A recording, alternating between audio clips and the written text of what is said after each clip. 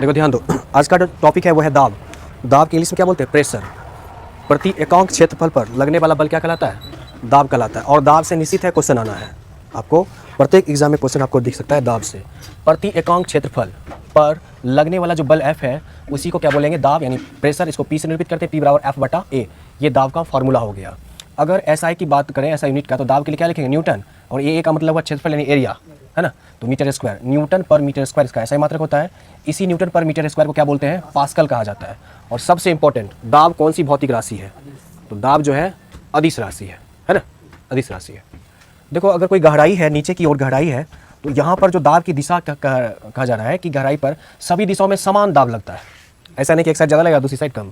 गहराई जाने पर सभी दिशाओं में दाब समान लगता है, ये याद रखिए। अब मान लो ये द्रव है, लिक्विड है, इसमें दाब की गणना किस फॉर्मूला से की जाएगी? तो ये HD। H का मतलब हाइट, कितना ऊंचाई तक है फैला हुआ मीटर में। और D का मतलब हुआ घनत्व, कितना घनत्व है उस द्रव का। और G को क्या बोलते हैं?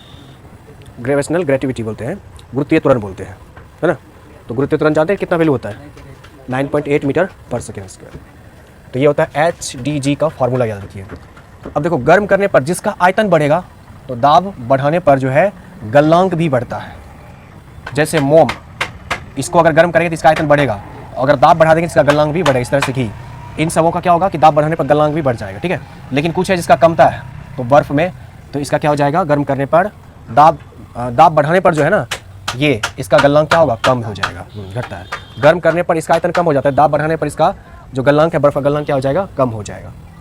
सभी द्रवों में जो क्वथनांक जो है, क्वथनांक यानी बॉइलिंग पॉइंट जो है, दाब बढ़ाने पर बढ़ जाता है। यही कारण है कि प्रेशर कुकर में खाना जल्दी पक जाता है, क्योंकि उसमें दाब बढ़ता है और इसलिए उसका बॉइलिंग पॉइंट बढ़ जाता है, और इस कारण से जल्दी पक जाता है खाना प्रेशर कुकर में। देखो, वायुमंडलीय दाब जो है, वायुमंडल, हम लोग जिस वायुमंडल में, एनवायरनमेंट में, ये हम पर प्रेशर दाब किए हुए हवा के द्वारा, तो इसको एक यूनिट के रूप में मापा गया है।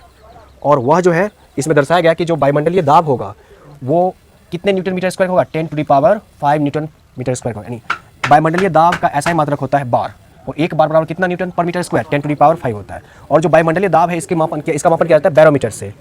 बैरोमीटर से किया जाता है, और बैरोमीटर के बारे में आप लोग पढ़े होंगे कि इसी के द्वारा जो है मौसम का अनुमान लगाया जाता है। क्या होता है जब बैरोमीटर का पाठ्यांक अचानक गिर जाए, जब अचानक नीचे आ जाता है, तो आंधी तूफान आने की संभावना होती है ना। और ये सभी निर्भर करता है वायुमंडलीय दाब पर, प्रेशर पर निर्भर करता है।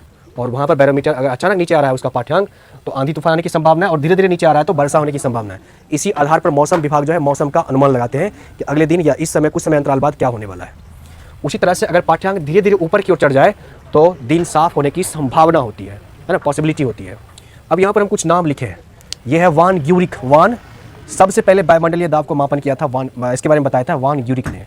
और बैरोमीटर का आविष्कार किसने किया था? टॉर्सेली ने। टॉर्सेली के सिद्धांत पर ही बनाया था 14 नामक व्यक्ति ने बैरोमीटर को, इसलिए बैरोमीटर को बोला गया 14 का बैरोमीटर भी कहा गया है। लेकिन वास्तव में कहा दे कि बैरोमीटर का आविष्कारक कौन है, तो क्या होगा? टॉर्सेली, या कई बार इस तरह से रहेगा ई टॉर्सेली करके, तो दोनों एक ही नाम है, याद रखिए। तो इस तरह से आप लोग दाब के बारे में ये जो विभिन्न यहाँ पर फैक्ट्स है इसको याद रख सकते हैं, जो डायरेक्ट एग्जाम में आने की संभावना होती है। ओके, क्वेश्चन भी है कुछ कन्फ्यूजन में?